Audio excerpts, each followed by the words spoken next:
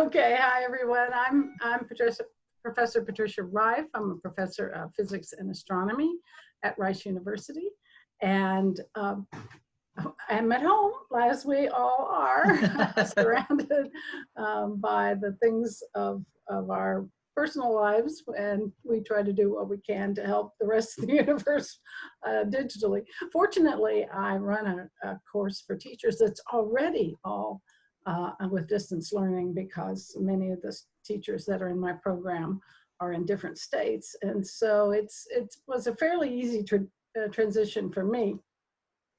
And because I do teach them astronomy and the solar system, and we end up spending a lot of time using Stellarium, and I've developed a few tips and tricks over the years that have helped them get up to speed a little bit faster than plowing through the 300-page book, which is daunting at best. And yeah. but it's a tremendous treasure trove. So if you need to look up something, it's a great encyclopedia. But you know, like many encyclopedias, you don't want to just sit down and read it. So let me share the screen here. So as I said, Rice University is part of the NASA Space Science Education Consortium. And one of the things NASA helps do is to pay the tuitions for teachers to take my classes. And Rice gives us an 80% discount on top of that. So it's really an amazing program. And we have both individual classes and the Master of Science teaching program. We've also created a number of planetarium clips on Apollo and on eclipses, and all of these are free for planetariums to use. Our courses in the Master of Science teaching program, I have a solar system course, which I taught last fall, an astronomy for teachers that I'm teaching this semester, which is stars, galaxies, and the universe. In the fall, I'll be teaching the physics of ham radio, which is ionosphere, space weather, waves, circuits. We do a circuits lab, although that's going to be a little trickier online. Circuits lab, and they end up getting their ham radio license, which is a lot of fun. And then the last class is a teaching astronomy laboratory, and that one's a little more hands-on, so that's harder to do. But one of the things that I have for each of my classes is each of the astronomy classes is they need to learn how to use Stellarium. And so sort of the first homework of the day is to learn how to use Stellarium and to get familiar with it. And so one of the things I did was, create a quick controls cheat sheet, which I find personally very helpful. And so I'm basically using this to share, my cheat sheets with you and help you all get started. There's also some special tricks if you're doing it in a planetarium dome that you can tweak some of these controls. Okay, so the first thing you want to do is to go to stellarium.org and download the software, and it is available in Linux, Mac, older 32-bit PC format, and Windows format. So any one of those, depending on what your laptop or desktop is. I would not download the beta unless you know what you're doing. The Stellarium web is not bad, but you can't save any of your configurations, and it's pretty limited. And then here's the 300-page manual, which is helpful. But there's also the forums, the wiki, the frequently asked questions, sample scripts. So this is a tremendous website.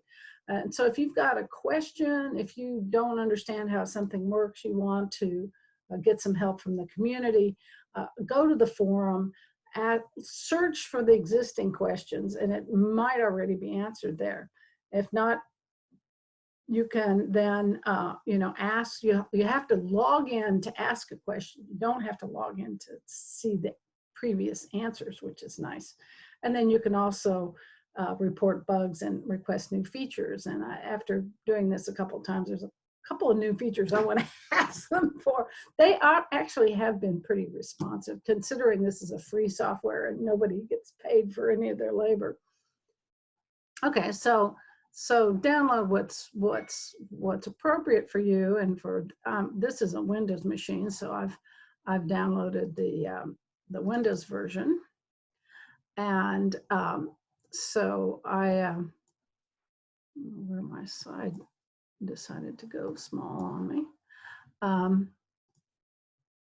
Okay, stretch out, baby.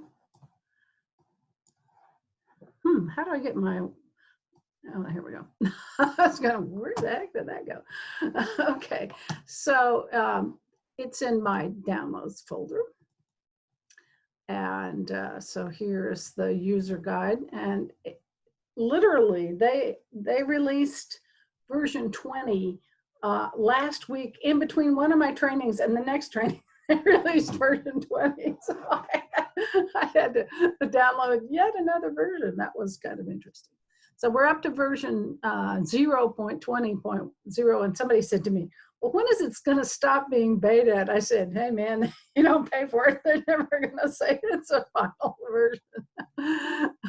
So anyway, here's the installer. It's only about 260 megabytes, so it doesn't take too long. But before you install it, you might want to preserve your old version if you have it. And so the interesting thing about both Macs and PCs is where things get stashed, okay? Used to be everything was in the programs folder. And the problem with that was then you had to be an administrator to run it, okay? So now most programs are set up so that the program itself and all the important pieces of the program are in the programs folder. But all your configurations, all of your personal data, your setups are all in a user folder, and that way different users of the same computer could have a different setup that they like, and so it makes it very handy. So the first thing I'm going to do is I'm going to go to the program folder, and I'm going to, you'll notice I've got a previous Stellarium here that I just installed yesterday, but I'm just going to rename it. And so by renaming it, I haven't deleted it, and so in case something really awful happens, I can go back and pick it back up. So it's, and you'll notice I have several old versions. And the other thing is, if you've got some extra stars, you can put them back in and things like that. Okay, so that's where the program will be in OSC program files, because it's a 64-bit in a 64-bit computer. Now, where are my personal things? Well, that's a little trickier. So you go to your home. This is a planetarium computer, so its name is Discovery Dome. And here's my documents, my downloads, my Dropbox, blah, blah, blah. But see this little gray one that says app data? Now that is a hidden folder, so you won't normally see that when you open up your home folder.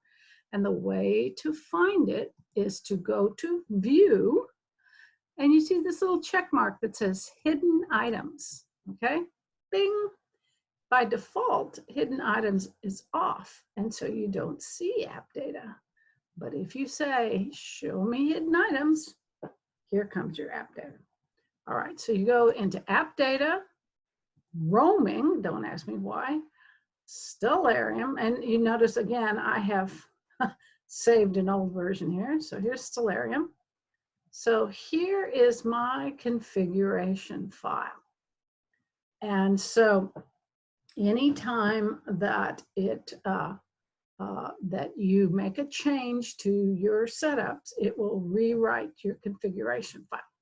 All right, so what I'm going to do is I'm just going to delete this whole folder and make it create me a new one. And that, especially when you're doing something that's a big change, you probably don't want to completely delete it, but like rename it. So that is the Stellarium 0.19.3 version, and I saved that. All right. So now I've downloaded the installer, and here we go to install it. It's just a simple double click. It asks you two different places to override security. Here's the first one. Do you want to allow this app to make changes to your device? Because sometimes, you know, it says, look, this is not an App Store product. So are you really sure you want to install it? And you do want to be careful about installing apps, but this is a good one. So do you want to create a desktop shortcut for all users? Yeah. Do you want to remove the plugins? So I'm going to remove the plugin configuration file. So this again, when you're doing a clean install, getting rid of the old one, you may or may not want to do. Okay, but I'm doing it just so it'll give you a clean install.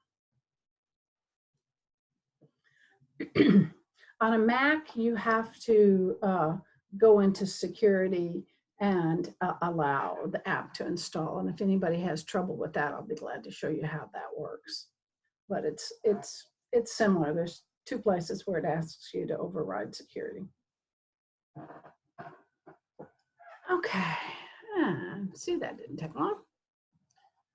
All righty, so now if we go to our desktop, it should have installed a Stellarium shortcut for us. Actually, it turns out it just replaced the shortcut that was already there. All right, so let's fire it up. Now, when you first fire up Stellarium after a clean install, it doesn't know where you live, and it doesn't know what you want to see. And it has this background, which is called Guérins, which is in France. If you do a completely clean install, it puts you in France. Now it does have enough smarts that it looks for where you are. Okay, so what's interesting about Stellarium is that there are a lot of shortcuts that appear on this left side, and a lot of shortcuts that appear on this bottom, and you can customize these. You can add or subtract these to make it cleaner. So especially if you're doing in a planetarium, you want to remove the ones you never use, like the telescope controls, if you're not using it for a telescope control. But you might want to add things like the constellation boundaries, okay? So the first thing I do when I open up Stellarium is, you know, I find the sun if I can. and I will say there's two ways to change the field of view, okay? One is to use two fingers on the trackpad, and if you pull it down towards yourself, you're zooming in, and if you push up, you're zooming out, okay? Once you've zoomed out, you can drag that down. Well, see, I zoomed out a little too much. So this is field of view of 235, so I got a lot of background. So there is a Control-Alt-1. Control-Alt-1, and it puts you bang into 180 degrees, and it centers it for you. So that is very handy. Now, if you've got a fisheye, you stop there.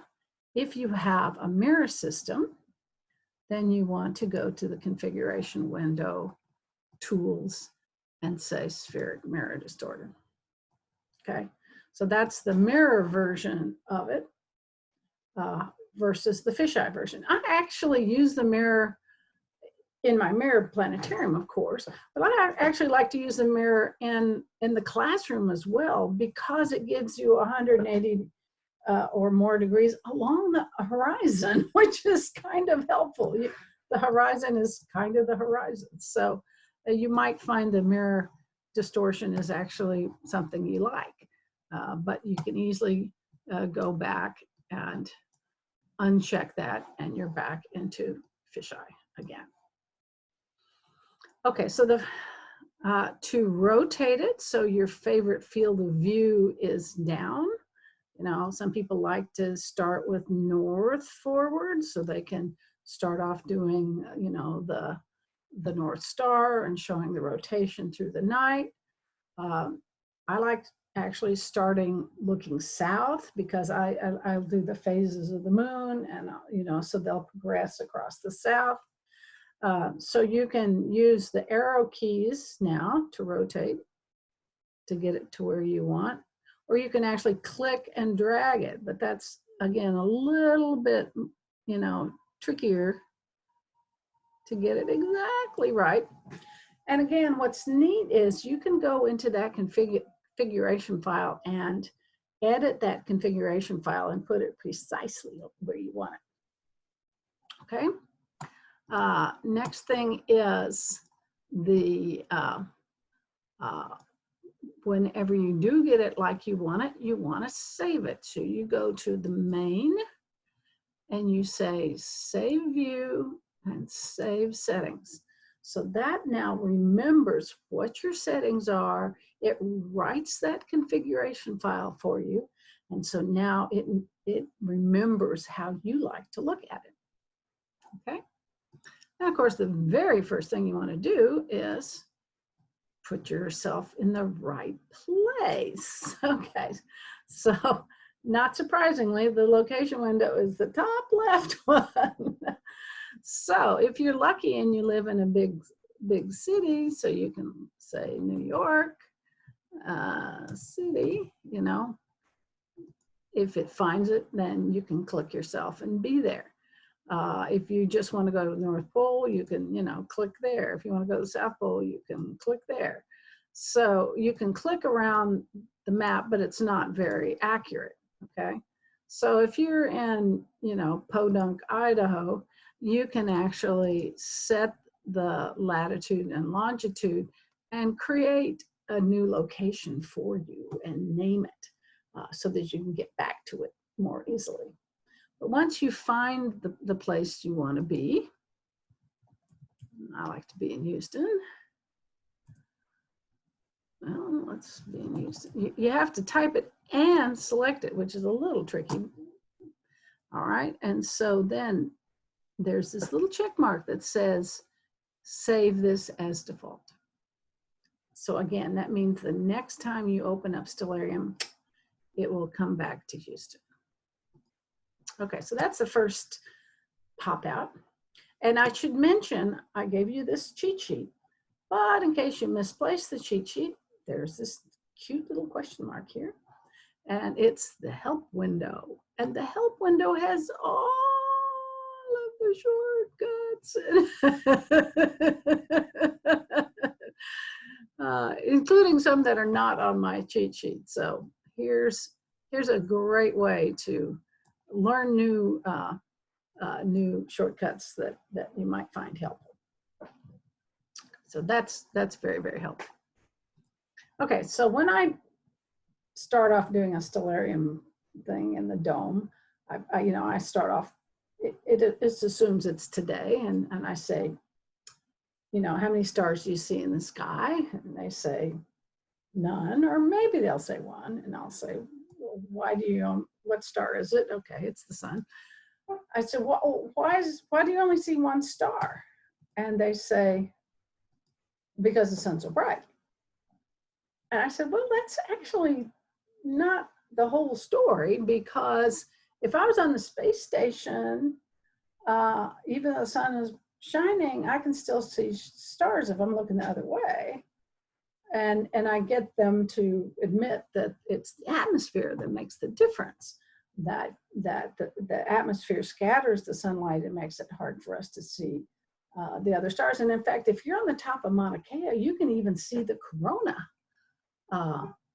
by blocking out the sun, because there's not enough atmosphere. So one of the cool ones to know is A, which turns off the atmosphere. And that is very, very handy to do. Okay.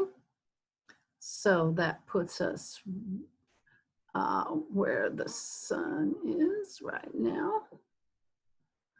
And we can zoom in and we can zoom out. Okay.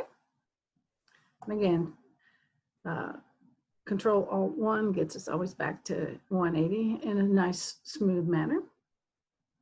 Okay, so let's go. The question, oh, well, I do want to do one more thing before we move on, and that is, I don't like this pesky green landscape, especially I'm doing daylight. So you can make yourself on the moon, or you can put yourself on Neptune, or you can put yourself in a hurricane. But I like ocean. I like ocean because it's dark and it has a nice clean horizon. So that is my favorite landscape.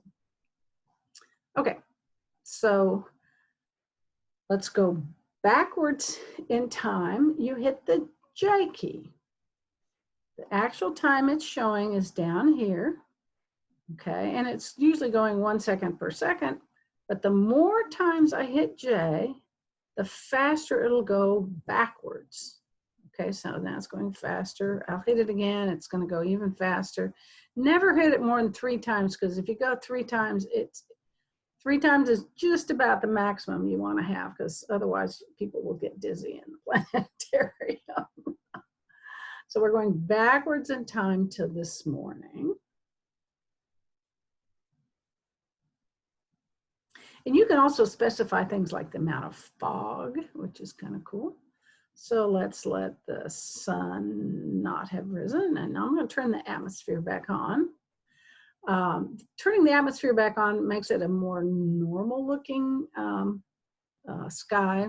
I don't know where you are, but we don't have a lot of stars in Houston because of the city brightness. So I'm going to go back just a little bit more in time. There we go.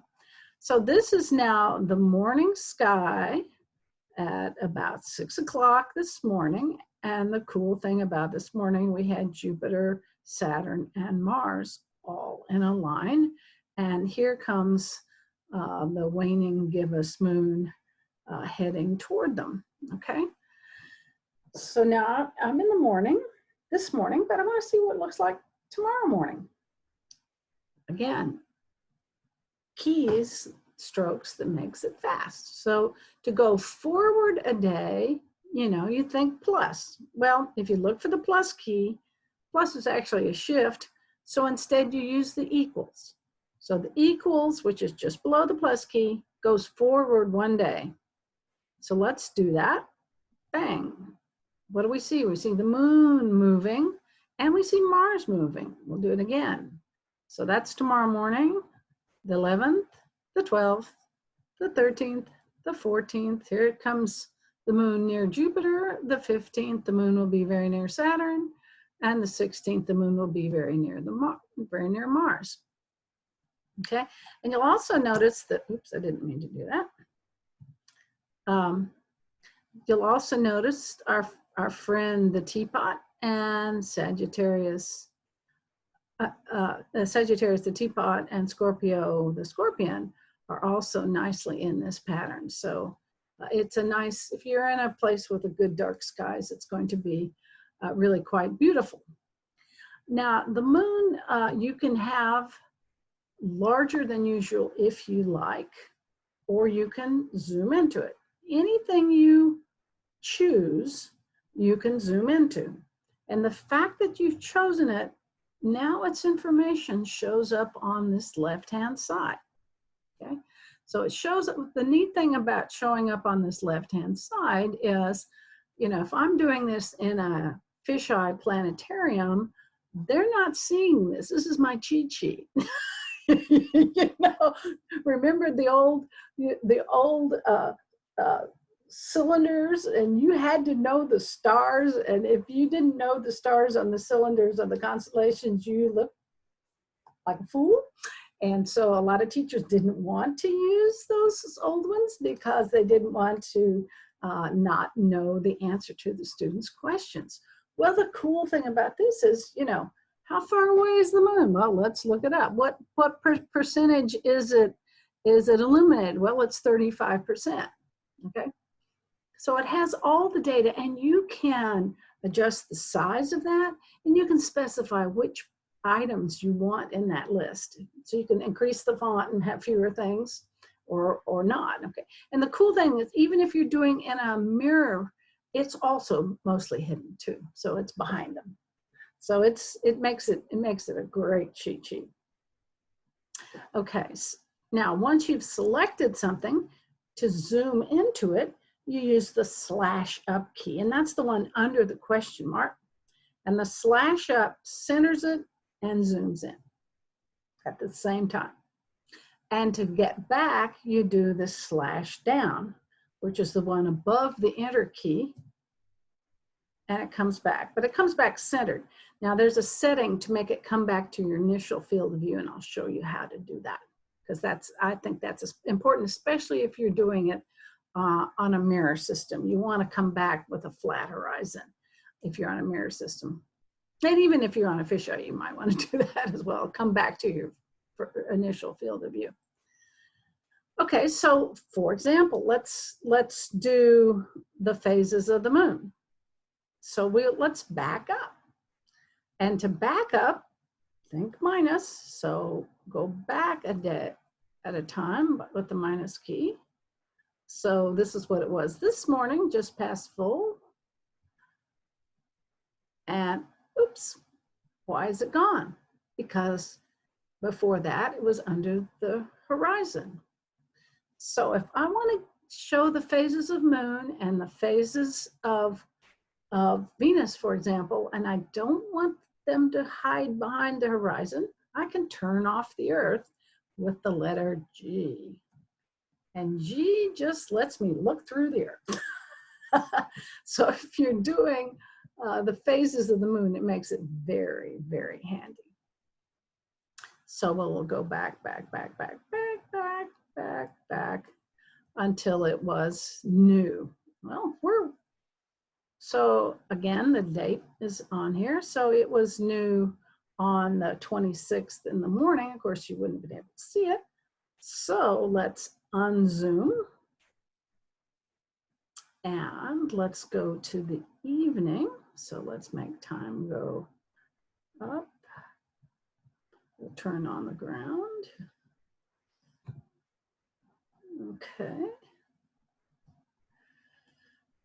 So let's look in the west. And let's let time go backwards.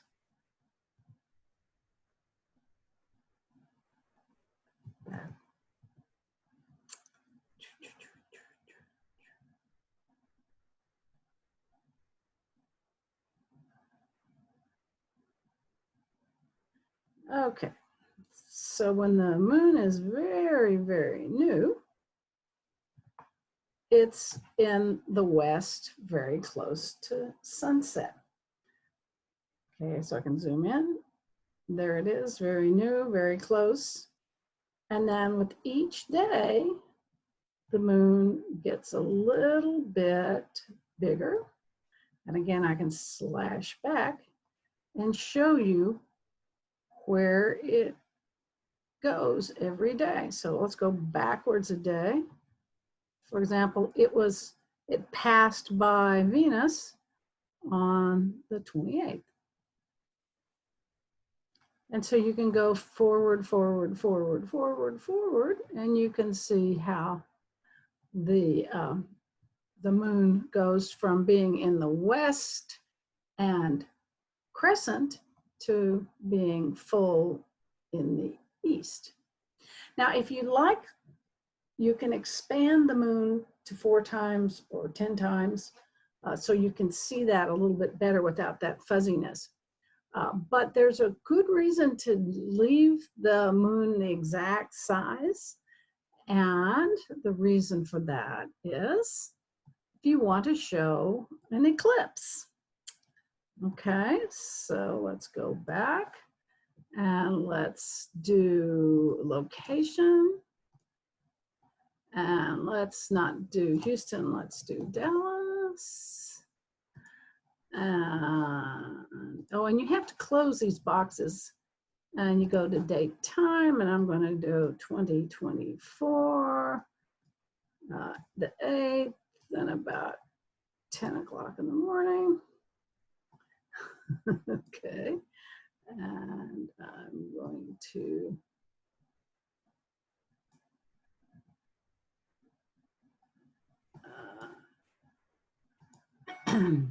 why? Oh, here's the sun. Why is? Oh, it's 10 p.m. Let's not do 10 p.m.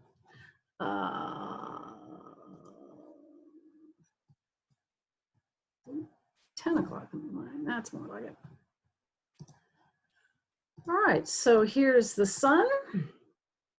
Let's zoom into the sun. And again, if you want to zoom out a little bit, you can either use your 2 fingers and push as trackpad, or you can use what's called page up, page down. So page up zooms in, page down zooms out a little bit. Let's get rid of the atmosphere. And you see the moon is hiding right here. So let's now turn on time. And we'll let it go a little fast. And again, to go faster forward, you hit the L key. You keep turning the L key to make it go faster. And then if you want to go back to 1 second per second, you hit K. So K is stop, L is forward, J is backwards. And the more times you hit L, the faster it'll go forward. The more time you hit J, the faster it'll go backwards. So now we have first contact of the eclipse at about 12:24 in Dallas. And then I'll speed up time. And because I haven't expanded the size of the moon, it actually gives me accurate timings for the eclipse, depending on where you are. And so we end up with, you know, Bailey's beads at about 1:39 in the afternoon. And then you go into totality, okay? So you can create a script that will do that. And you can see what the exact times of the eclipse will be for various locations, and be able to really show it for them and get them excited about it. So let's make time go a little faster here. So there's fourth contact at 13:41. And it comes back out at about 13:45. So not a long eclipse, but any total is a good total. Okay, so K means to stop it. 8 means to go back to today. Slash down means to slash back out. Okay, now let me show you some other tricks. In the sky and viewing options, you can put more, you can add more or fewer sky markings. You know, that's way too many. Okay, so you want to kind of tweak it till you have the right number of labels. You can turn up the shooting stars, which is always kind of fun. Okay. And one thing I always do in a planetarium dome is I crank up the brightness of the Milky Way to 2.5 to 3 times, just so that, you know, it shows up nicely in the dome. Okay. You can adjust, make them twinkle more if you want to really show twinkling. And again, the shooting stars and the twinkling don't work unless the atmosphere is off. So if you're saying, why is it not twinkling? You know, maybe there's the atmosphere. Yeah, So you have to have the atmosphere on in order to twinkle. And since I'm in the daytime, that's why it's not twinkling. Does that make sense? Okay. But we can go to the evening here. So we get to the evening and we can turn off the atmosphere and see now the twinkling shows up. And also the shooting stars will show up. Because without an atmosphere, you won't have shooting stars, right? And without an atmosphere, you won't have twinkles. Okay, so now you can turn on that it will give you, you know, asterisms as well as real constellations. So you can have it, you know, show the winter hexagon or the summer triangle or what, you know, whatever. So here are the planets. You can turn on the constellation lines, okay? And so you can see here's our favorite Orion, the Gemini, blah, blah, blah. Or you can turn on the constellation labels, and you can turn on the constellation art.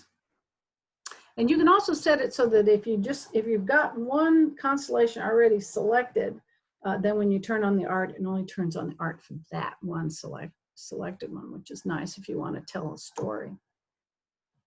Okay, but I promised you I would show you how to make it show the colored constellations. Oh, So, can you show us how to select a single constellation?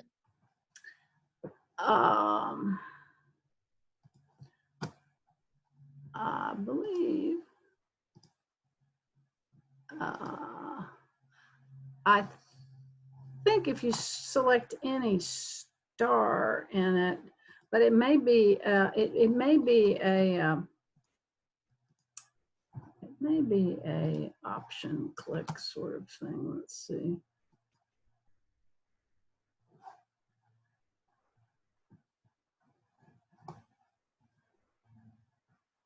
I'll have to look. Oh, that's not it. I just did alt art, that isn't it? I've forgotten. I will double check. Fair enough, thanks. That's something I don't do very often, so I forget. But it is possible to do it. Okay. All right. So let's go back to configuration window. Wait, I want to get rid of the constellation labels, but I do want to leave it on looking south, and I do want to leave it on the atmosphere on.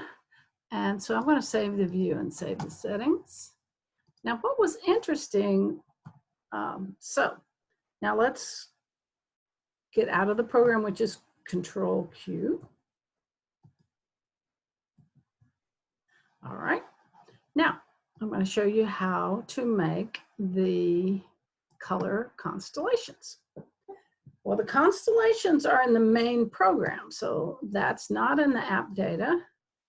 It's in the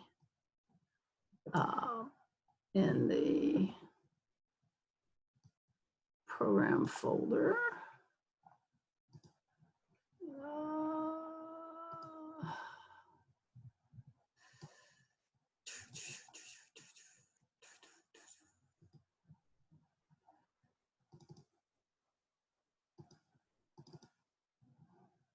Okay, so here's the Stellarium we just now installed.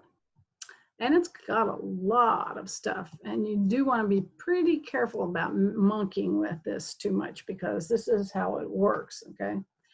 But some things you can do, like if you want to create your own horizon, you can put your own horizon into a textures folder. You can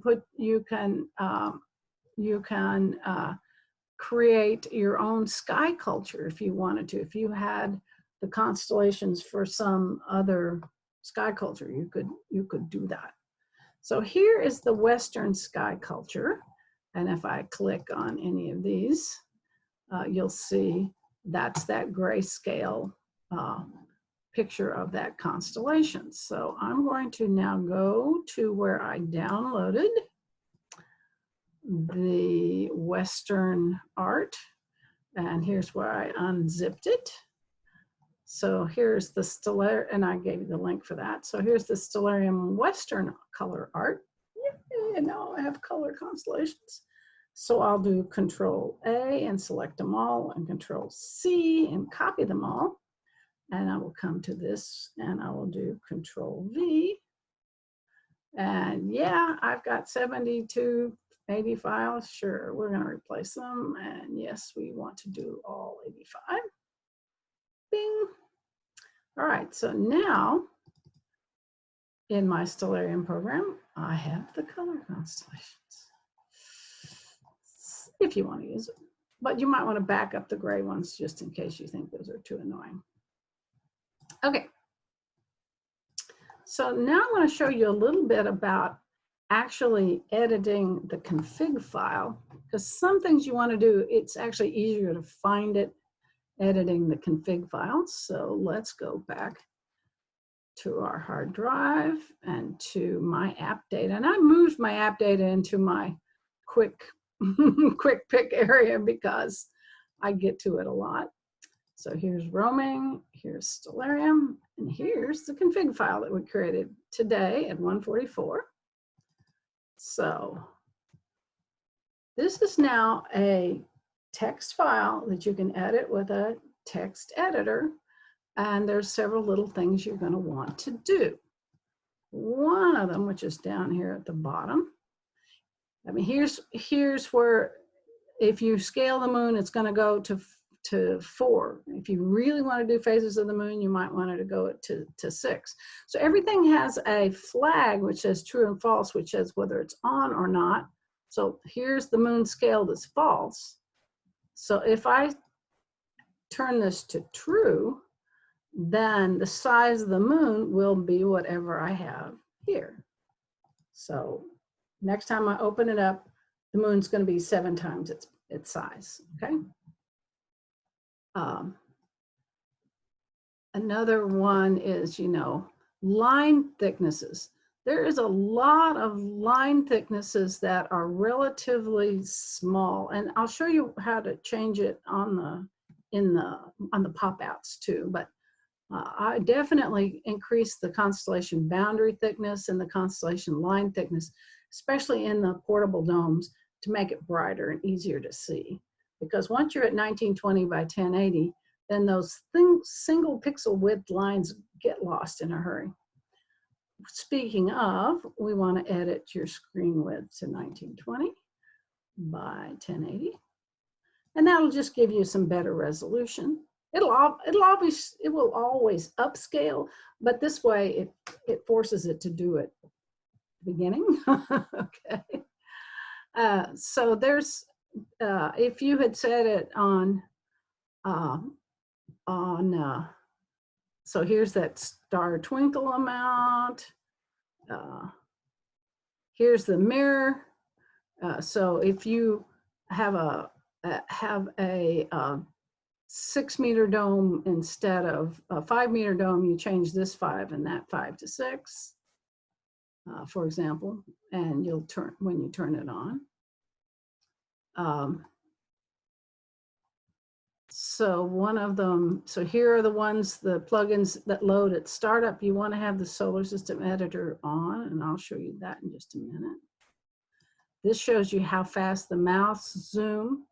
The initial field of view 180, which I really like. Now, auto zoom out resets direction. This is the one I like to make true, because then when it zooms back out, it puts the horizon back flat for you. And that, I find that helpful. So here's the initial view. I was trying to do south, so this would be 0, 0, 1, and so that's pretty close. I mean, if I wanted to, I could edit this so that it was a little bit more like 0, 0, 1, but that's pretty darn close. Okay. And you can actually change the colors of your lines too, and make them brighter. You can adjust the size of your labels. You can change, whether you have fog or not. here is the landscape. And for some reason, this new version doesn't seem to want to, it should have written ocean in there, but it didn't. So I'm not quite sure. So I'm just going to type it in. Ocean is my landscape. But all of these things that are flags, they're just toggles, true or false, whether you want to show it or not. And these now are in the GUIs. Do you want to have a button on that bottom to show asterism lines? So I'll say, yeah, sure. I want to see the asterism lines. Okay. Do I want to show the boundaries? Do I want to make a button for that? You bet. I'm going to do that. Okay. So now I'm going to say that. Close it. Yes, sir. Let's save it. And we'll go back to Stellarium. Yeah, I don't know, when it went to from 0.19.3 to 0.20, does not correctly save the landscape, which it should. So I'm going to tell them about that. So now I have my ocean. And now if you see, I now have asterism lines as a button. And that's how I set it so that button shows up. And I also have the constellation boundaries as a button. So these are the kinds of things you can do by tweaking the config file carefully. But the rule of thumb is always back it up before you change it, because if you mess it up, you can always go back to the previous one. Okay. All right. Oh, now one last thing I wanted to show you. And that is, I wanted to show you how to add the comet. So we are going to go into, I think it's tools, let's see. Yes, it's tools, and you go to plugins. And you want the solar system editor.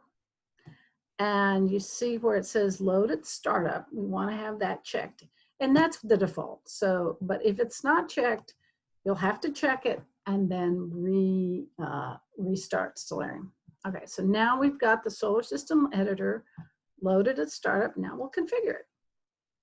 And I'm going to go to the solar system, and I am going to import some orbital elements. And I want a comet, and I want it from the MPC's list of observable comets. Okay, and I'm going to say get that. And so these ones in gray are the ones that I already have. And in fact, I had already brought this one in, but look at this, and you have to type it exactly, okay? C/2019Y4 parenthesis Atlas. That's the Comet Atlas that's visible right now. Okay, so you go to, you find the object you want to add, and you'll notice there's a lot of Comet Atlases because Atlas is a survey, and so it finds a lot of comets. All right, so normally I would come down here till I saw Y4 Atlas. I've already done it, but let's just add this one here. Okay, so I would be looking for this Y4 Atlas, and I will add the object. Okay, and if I wanted to add the asteroid that's going to pass real close to the Earth, again, you have to know the exact name of it to put it in, but you can do that. Okay, so now that we put that in, all right, let's get rid of the atmosphere. Let's get rid of the constellation boundaries. And now let's find, and we're going to look for C/2019. Okay, so here's Y1 Atlas and Y4 Atlas. So Y4, and you absolutely have to type it in exactly like this. You ought to be able to click on it, and that's another one that I would like to complain about, but okay. Okay, so that's where Atlas is right now.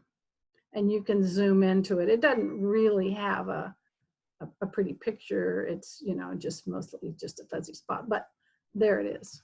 So you can use that as a finder because it's a circumpolar one, so it's really well placed for observers this spring. So it will be at maximum brilliancy in a couple of weeks, which will be good because that's about when the moon will be small. So moon will be down, comet will be bright. That's how you find it. And that's how you would add in new objects that were there. Now, if it's such a new object it's not in the list, you can put in the individual elements, but that's over my pay grade. Okay, so all of these pop-outs, have functions that you can imagine. The equatorial grid is the celestial coordinates. The azimuthal grid is altazimuth. You notice how dim it is? I forgot to increase the brightness of it, so we can go through and make it double thickness. Turn on and off the ground, especially turning off the ground if you're doing, for example, the moons of Jupiter and you want to show them in orbiting, you want to turn off the ground. If you want to do the phases of Venus, you turn off the ground. So, like, for example, I love doing the phases of Venus. It takes, like 2 minutes. And you can say, okay, look, everybody's seen how beautiful Venus is, how bright it is. Venus must be full, right? Yeah, no. It's at maximum brilliance, or it was just close to maximum brilliance, and it's only half full. So magnitude minus 4.62. And why is that true? That when it's full, it's not the brightest? So this is when you can press and hold your equals key to go forward a day at a time, and you can watch how Venus is going to be changing over the next few days. It's getting bigger, but it's getting darker, okay? Now, why is it getting bigger? Is it really getting bigger? So you get everybody to say, no, it's getting closer, okay? And so guess what? We can actually go over here and see the distance, 0.34 AU. And as we increase the days one at a time, you'll see that distance is getting smaller and smaller and smaller to, see, 0.292. So less than 0.3 AU away when it's exactly between us and the sun. And then as we keep holding it down, it gets a crescent, waxing crescent, half full. And by the time it's full, look how small it is, okay? And again, we can look for this illumination and see, that's 99.9. So it's essentially completely full. But how far away from it of us is it? It's 1.7 AU. So it's apparent size between 0.3 and 1.7 is more than a factor of 5, and you square that is a factor of 30 in area. Okay, so even though it's full, it's a lot less apparent brightness because it's so much farther away. And that's really how Galileo was able to show that Venus was going into orbit around the sun, not around us, because it went through phases and it changed size. Okay, and it's something you can do, in 2 minutes, which is really fun. So you do the phases of the moon, and the moon doesn't change size much, but Venus does. So the moon is orbiting us, and Venus is orbiting the sun. So there's a lot of exciting things you can do. All right. Well, turn back on the ground, go back to now. So there's an infinite amount of things you can do, and it's a great piece of software, and it's infinitely adjustable. But I thought this would kind of get you a little bit started and kind of show you my favorite ways to pop it out. And there are ways that you can go into the viewing options where you can adjust some of these markings. For example, you can adjust the color, so I can make the line thickness of the equator. See how much brighter it is when I'm increasing the line thickness. So I can increase the line thickness of the ecliptic grid, and I can change the colors. So you can change the colors in the config file in the RGB, or you can change the ones here. So you can change them in this part, or you can change it. So I'll go back to 5 is a little too thick.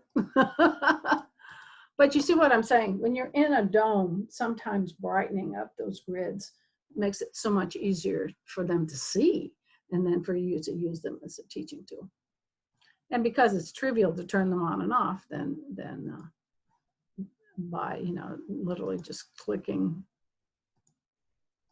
on and off, you can do that. Okay.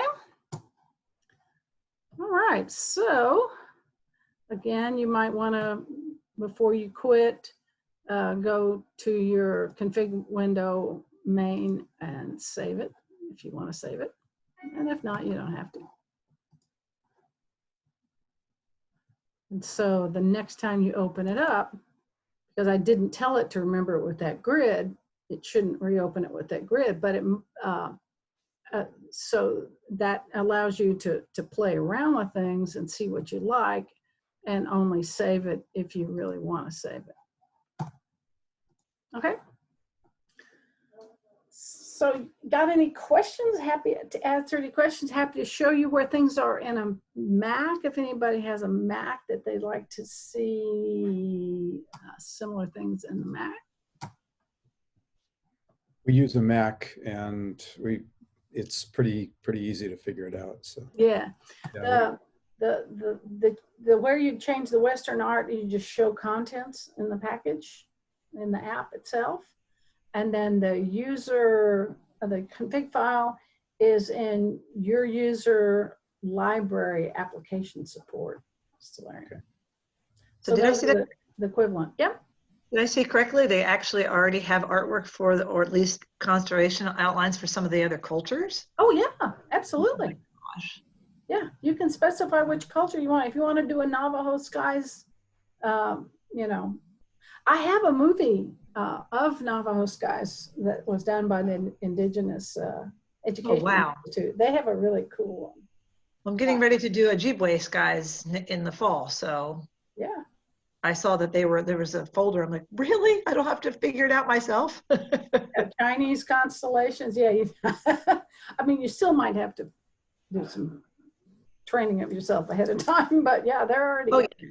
And I'll want to switch back and forth because I actually have just under 17-meter dome. So using the mirror dome system with software hasn't been great, but it's nice to you know. You have a 17 with a mirror?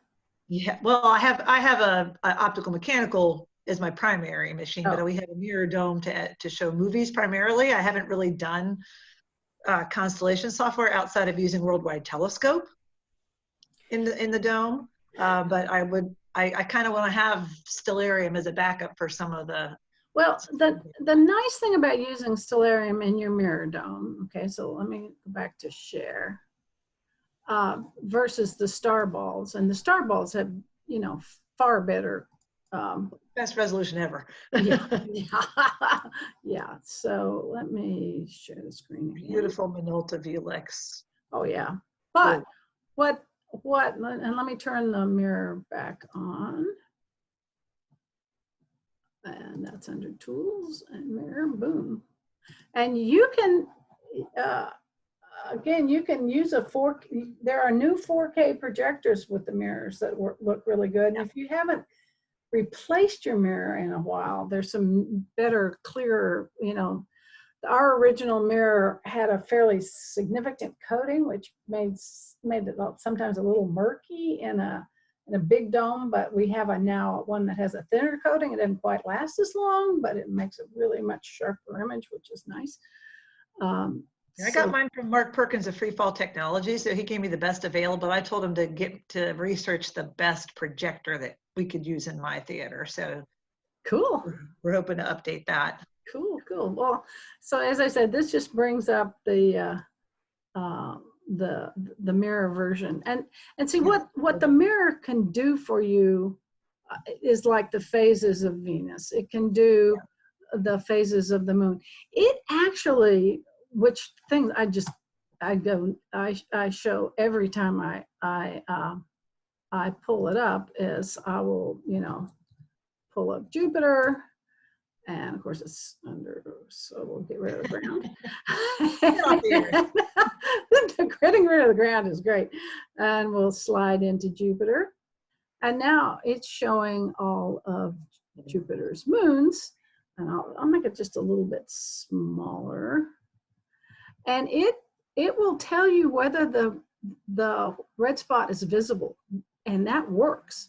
On Mars, it will tell you whether the polar ice caps is visible, and it works. On Saturn, it shows you the proper tilt of the rings, and that is really nice.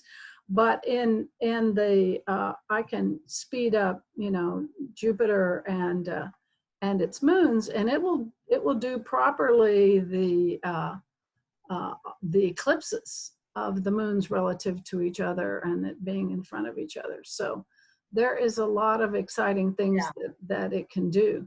Now, there's a way to get rid of this fuzziness, glow around them, and I can, don't have time to do that now. That's another one you have to do inside the program as opposed to the config file. But so you can, really show that it's a little solar system all on its own. And that's, again, a little bit too big. So oh, that's gorgeous. So, I mean, that's what Stellarium can do that a good Starball can't do. Oh, absolutely. Absolutely. So, my dream is for a full hybrid system because, of course, my mirror dome system doesn't talk to the other system, so I have to operate each independently. Of course. But still, it gives me capabilities that I don't currently have. So. Well, one of the other cool things with the mirror system, if you use our software, you can turn on and off subtitles, which we now have in multiple languages.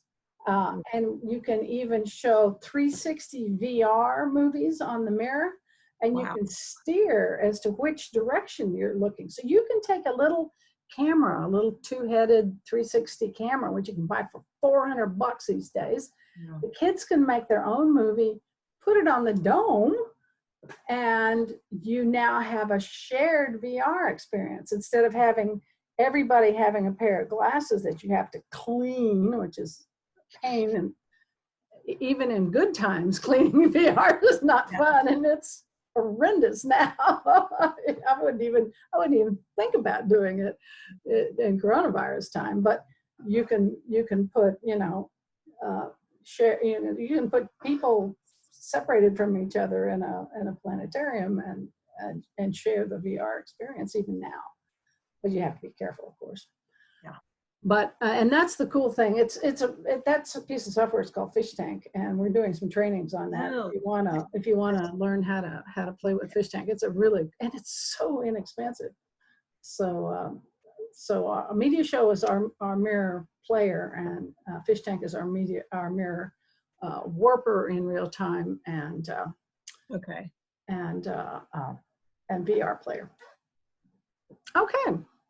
Awesome. Other questions? Happy to show you anything I can do to help. Well, while you're there, can you show how to get the other culture constellation online? Sure. I believe it's under Sky and Viewing. I mean, I can go play, but Star Lore. Look, see, Navajo, Ching. Okay. Nice. Oh my gosh, I'm going to have so much fun. So we got Navajo. So now we'll turn on the constellation art. Does it have Navajo art? It may not have. So yeah, here are the revolving female, the lizard. Yes. First one, yeah. They've got a really nice one of the big and. Oh, beautiful. Isn't that pretty? So here's the revolving male and the revolving female both go around the North Star, which is kind of cool. Yeah, I knew those names because like I said, I did a Navajo program a year and a half ago, and now I wish I'd had this, but. Well, if you're interested in this Navajo program, it's called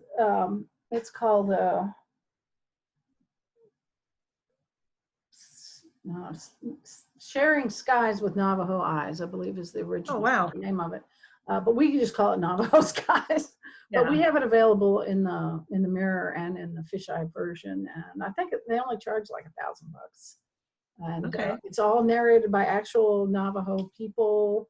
Yeah, that's nice. You know, it was created by the Indigenous Education Institute. But one thing that's really interesting is you're only supposed to show this movie in the winter. Yes. When I did mine, I made sure that I only showed the constellations that were viewed at that date, because that's how the Navajo work. Yeah. I did my homework. Good for you. There you go. I mean, and really, I had a Navajo grandfather show up with his children, and he never seen them before, never seen them since, but he came for that show and thanked me for doing it that way. So I was like, phew. So yeah, you can change the font sizes if you want to make things bigger, but then it's more likely to come, show up. Yeah. But you can also call it a gravity label. So sometimes you might want the labels to go one way or the other. Oh, cool. I want to play. Yep. Bob, sorry, I'm talking too much. Please ask questions. That's fine. This is very helpful. And I only know the basics, and you're taking it to another level for me. So this is really great. Well, as I said, even this is still just the cream of the top. And you can, it's like playing bridge. I've always been afraid to push any of those little buttons or check something, but now that I understand the config file better, I'll be less worried about saving something that's not working right and being able to restart. As long as you quit without saving, you haven't messed up your config file, which is nice. So play around with it. Now I can't wait to get back under the dome to try this in the dome. So, but the thing about increasing the line width and brightening the colors is critical in the dome. And so a lot of people say, it's too fuzzy, and then looks, if you go in and change the right parameters, then it doesn't look fuzzy anymore. Right. And then once you get it, save it, and then it's done. I love that. Yes. Okay. But yes, it does seem the only thing I've seen bad about the 0.20 is it did not seem to save. Like, let's check this. Let me go back to Western Star Lore. Yeah. And we're going to turn off the art, and we're going to turn off the labels and off the lines.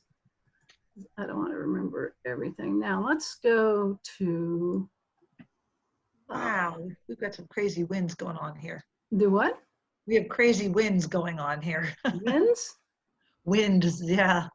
Careful. Well, we might get some hail, they said, which was kind of scary. It doesn't turn off my power and I lose my. Okay, so the place that it increases the boundaries of the constellations here, the place where it increases the line thickness of the like the azimuthal and altitude and azimuth is in this one, okay? And you can change the colors here of any of the lines. Okay. But you can also go into the config file, because every line has an R number, a G, and a B number. And so you can adjust the color literally by changing the RGB and making it brighter. Okay, so now let's go. Now I'll go back and, I was going to try changing the landscape. Let's change it to the moon, see if it saves it. Because as I said, it didn't seem to save it when I changed it to, so save view, save settings, go, Control Q to quit. Let's reopen it.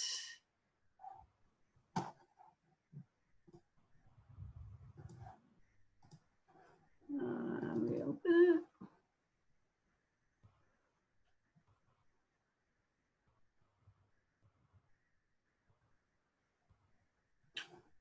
Oh, see, yeah, it didn't change it to the moon. It left it at ocean.